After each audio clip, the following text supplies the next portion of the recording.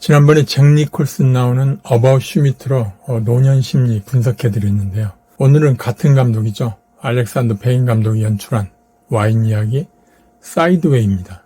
사이드웨이가 대충 옆으로 그런 뜻이니까 제목부터 옆으로 뉘어서 보관하는 와인이 연상되죠. 이 영화에서는 캘리포니아 산타바바라 와인 산지를 배경으로 와인에 대한 깊은 애정과 지식을 가진 주인공 마일즈를 통해 다양한 와인 콘텐츠를 선사합니다. 저도 이 영화 보고 나서 집에 있는 와인들 한번 자세히 들여다봤거든요.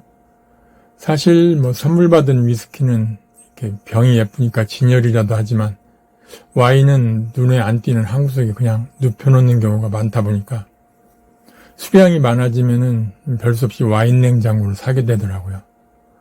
옆으로 해서 보관해야 되는 거기 때문에요. 그래서 새로운 와인을 넣을 때 빼놓고는 거의 열어보지도 않은 와인 냉장고. 좀 처량하죠. 좀 괜찮다 싶은 와인은 아까워서 못 마시니까 보관만 하는 거죠.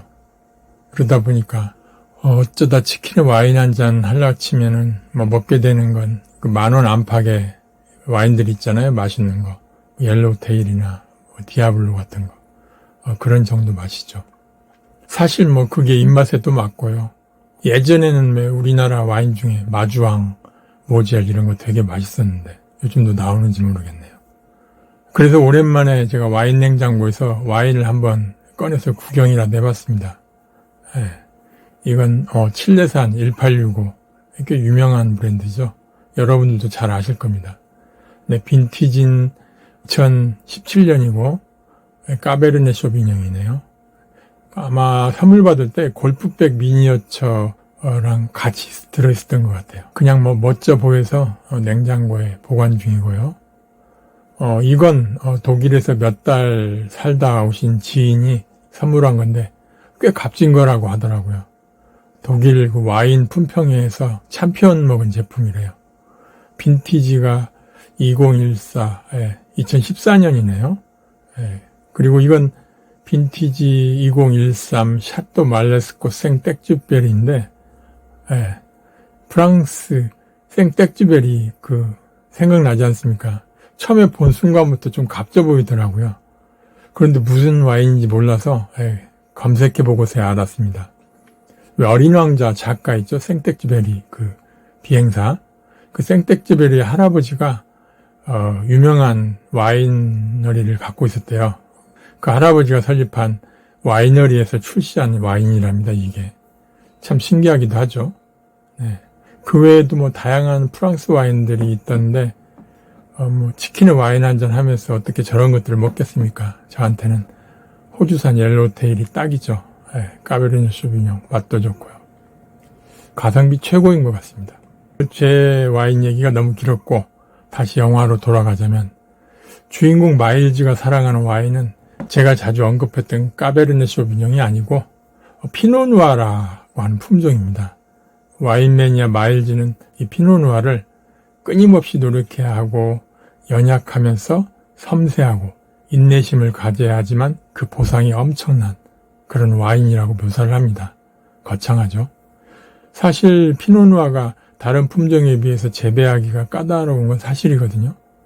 포도 껍질이 또 얇아요. 그래가지고 까베르네 쇼비뇽 이런 건 포도 껍질이 두꺼워가지고 접촉을 자주 시켜주면은 아주 붉은 적포도주가 되는데 이 피노누아 같은 경우는 껍질이 얇아서 칼라도 좀 헷갈립니다. 이게 레드와인인가? 일반 레드와인하고는 좀 다릅니다. 아무튼 아직 작가로서 성공하지 못해서 꿀꿀한 삶을 살고 있는 마일즈는 피노누아를 자기의 삶과도 동일시합니다. 반면 마일즈가 혐오하는 품종이 있거든요. 메를로입니다. 마일즈는 메를로를 피노누아하고 아주 대비되는 품종으로 부각시키죠. 마일즈는 메를로를 대중적이고 쉬운 와인으로 이렇게 치부하면서 좀 경멸하는 태도를 보이는데 이것은 그 마일즈의 고집스럽고 까다로운 성격 그리고 인생에서 진정한 깊이를 추구하는 태도를 나타냅니다. 이러한 대조는 와인이 단순히 맛을 넘어서 어떤 개인의 취향과 철학, 심지어는 인생관까지 드러낼 수 있다는 걸 보여주죠. 액티브 5080 회원님들 중에서도 아마 와인 애호가들이 꽤 있으실 거예요. 그런 분들이 이 영화 보시면은 힐링될 겁니다.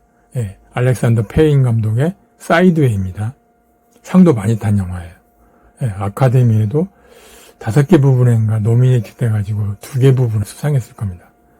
예, 영화 속에 와인 시음회, 와인 제조 과정, 포도밭 풍경들이 자연스럽게 담겨 있거든요. 예, 상상하면서 보시면 와인 투어하는 기분을 느끼실 겁니다.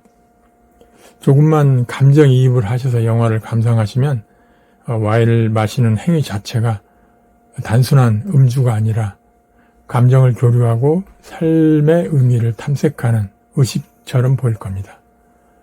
와인에 대한 섬세한 묘사들은 매력적인 작품이죠. 와인 얘기로 이 영화를 소개하다 보면 한이 없고 이번에는 주인공들의 마음을 심리학적으로 들여다보겠습니다. 사이드웨이의 두 주인공 마일즈 레이먼드와 잭 콜은 극과 극의 성격을 가진 절친입니다. 그렇지만 서로에게 심리적 영향을 많이 미치죠. 마일즈는 실패한 소설가이자 아직 성공 못한 소설가라고 표현하는 게 좋겠죠. 또 학교에서 영어를 가르치는 영어 교사입니다. 그리고 이혼남이고요. 깊은 우울감과 자존감 부족에 시달리고 있죠. 그 마일즈는 자신의 인생이 맛이 간 와인처럼 실패했다고 생각합니다.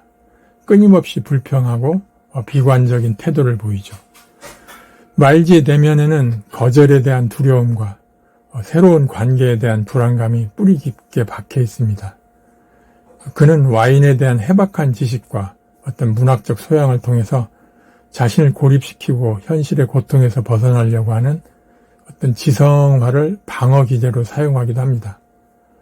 피노누아에 대한 그의 강한 애착은 자신처럼 섬세하고 다루기는 좀 어렵지만 진정한 가치를 지닌 존재로 인정받고 싶어하는 그런 무의식적인 욕구를 반영한다고 볼 수도 있습니다. 마일즈는 진정한 행복을 갈망하지만 과거의 상처와 실패에 갇혀서 앞으로 나아가지 못하는 전형적인 회피형 인물의 모습을 보여줍니다. 반면에 잭은 잘생긴 외모와 좀 능글능글한 그런 언변으로 사람들을 쉽게 유혹하는 한물간 왕년의 TV 스타입니다. 잭은 겉으로는 자신감 넘치고 유쾌해 보이지만 사실 깊은 관계에 대한 진지한 고민이 없어서 어떤 쾌락과 즉흥적인 만족을 추구하는 나르시스트적인 경향을 보입니다. 그는 결혼을 앞두고도 마지막 총각 파티라는 핑계로 끊임없이 다른 여자들에게 껄떡댑니다. 이것은 진정한 책임감과 성숙한 관계 맺기에 대한 잭의 두려움을 드러내죠. 잭은 마일즈와 달리 감정 표현은 솔직하고 충동적이지만 그 솔직함은 종종 다른 사람의 감정을 고려하지 않는 채 어떤 무신경함으로 이어지기도 합니다. 그는 내면의 공허함을 어떤 외부적인 자극이나 새로운 관계에서 채우려고 하는 외향적 추구형 인물이라고 할 수 있겠네요. 이 두 인물의 역동적인 관계는 영화의 핵심적인 심리적 축을 이룹니다. 마일즈는 잭의 경박함에 염증을 느끼면서도 잭의 그 대담하고 거침없는 태도에 미묘한 동경을 가지고요. 또 잭은 마일즈의 지성과 깊이를 인정하면서도 그의 그 비관적인 태도와 소심함에 답답함을 느낍니다. 서로에게 부족한 부분을 보완해주기보다는 오히려 서로의 단점을 부각시키는 듯 보이지만 이들은 결국 서로에게 거울이 되어서 각자의 결함을 직면하게 만듭니다. 여행을 통해서 마일즈는 자신을 옥죄던 내면의 감옥에서 조금씩 벗어나고 잭은 자신의 행동에 대한 결과를 깨달으면서 조금이나마 성장하는 모습을 보여줍니다. 이 영화 사이드웨이는 이처럼 와인이라는 섬세한 소재와 더불어서 인생의 갈림길에 선 두 남자의 복잡 다단한 심리 상태를 탁월하게 그려내면서 관객들에게 깊은 공감과 여운을 남깁니다. 삶을 관조하는 관점에서 볼 때 나름 수준 있는 영화라고 개인적으로 생각합니다.